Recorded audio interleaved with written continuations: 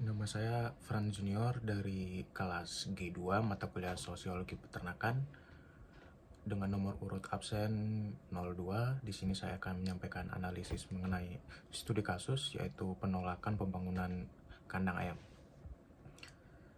Yang pertama itu ada konflik pembangunan itu berada di Kecamatan Gunung Kencana.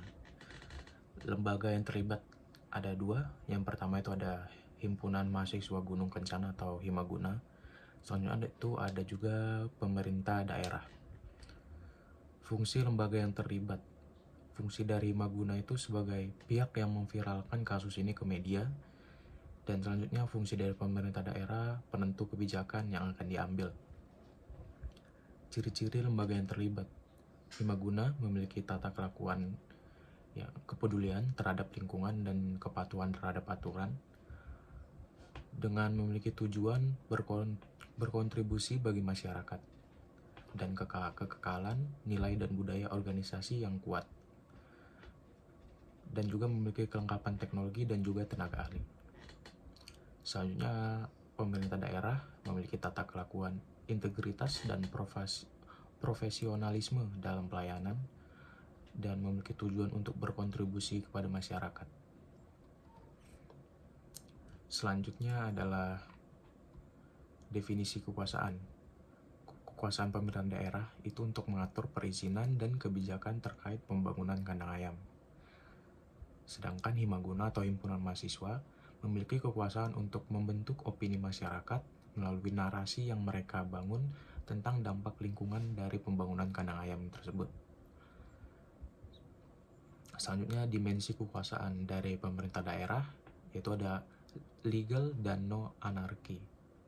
Memiliki wewenang resmi mengenai perizinan dan pengambil keputusan terkait pembangunan kandang ayam. Yang selanjutnya, Himaguna, kekuasaan sosial untuk mempengaruhi opini masyarakat dengan menyuarakan keluhan dan menggunakan media sosial untuk meningkatkan tekanan pada pihak yang berwenang. Selanjutnya ada saluran kekuasaan. Pemerintah daerah berperan sebagai saluran formal yang sering menggunakan pemeriksaan kepada kepatuhan tata ruang dan dampak sosial. Selanjutnya ada saluran kekuasaan dari Himaguna, saluran kekuasaan untuk menyuarakan aspirasi melalui komunitas seperti musyawarah desa. Selanjutnya ada sumber-sumber kekuasaan. Pertama, sumber kekuasaan dari pemerintah daerah itu adalah hukum, yang dimana berhak menghentikan atau memberikan sanksi. Maksudnya sumber kekuasaan Himaguna itu ada kekuasaan sosial bersumber dari jaringan sosial dan dukungan komunitas. Selanjutnya ada unsur-unsur kekuasaan.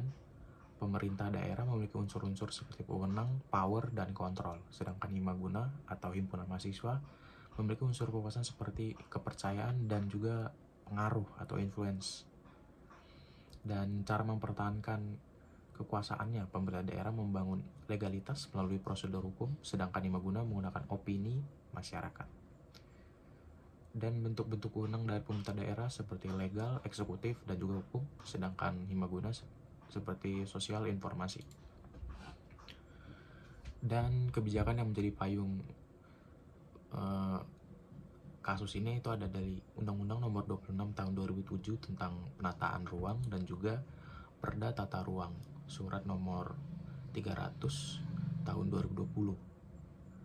Dan kendala yang dihadapi dalam pembangunan kandang ayam ini seperti pembangunan tetap dilanjutkan agar tidak merugikan pada pemborong proyek, walaupun setelah selesai tidak boleh digunakan untuk beternak. Jadi tidak boleh digunakan beternak, mungkin digunakan untuk kegiatan lain atau ya seperti itu.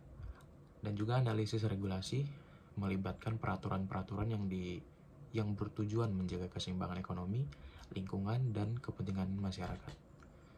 Yaitu yang selanjutnya ada peran dari pemerintah daerah itu sebagai mediator antara masyarakat dan peternak untuk mencari solusi. Sedangkan peran dari himpunan mahasiswa itu sebagai penyampai aspirasi masyarakat. Yang selanjutnya ada dari sumber perubahan sosial. Yang pertama ada ketidakpuasan masyarakat dengan pembangunan kandang ayam di lingkungan mereka karena mereka takut akan mencemari lingkungannya. Yang selanjutnya ada kekhawatiran warga terhadap limbah dan bau yang akan mencemari lingkungannya. Selanjutnya ada faktor perubahan sosial. Yang pertama ada kerusakan lingkungan karena warga takut limbah-limbah yang tidak diolah dengan baik itu akan merusak lingkungan mereka dan mencemari udara, lingkungan, atau sumber air mereka. Selanjutnya itu ada faktor rasa ketidakadilan karena proses pembangunan ini tidak ada persetujuan dari RT RW setempat, jadi pembangunan ini tanpa sepengetahuan dari warga. Selanjutnya itu ada faktor pendorong dan penghambat. Faktor pendorong dan penghambat. Yang pertama faktor pendorong itu kesadaran masyarakat mengenai lingkungannya, jadi masyarakat sadar bahwa limbah-limbah yang jika tidak diolah dengan baik akan merusak lingkungannya.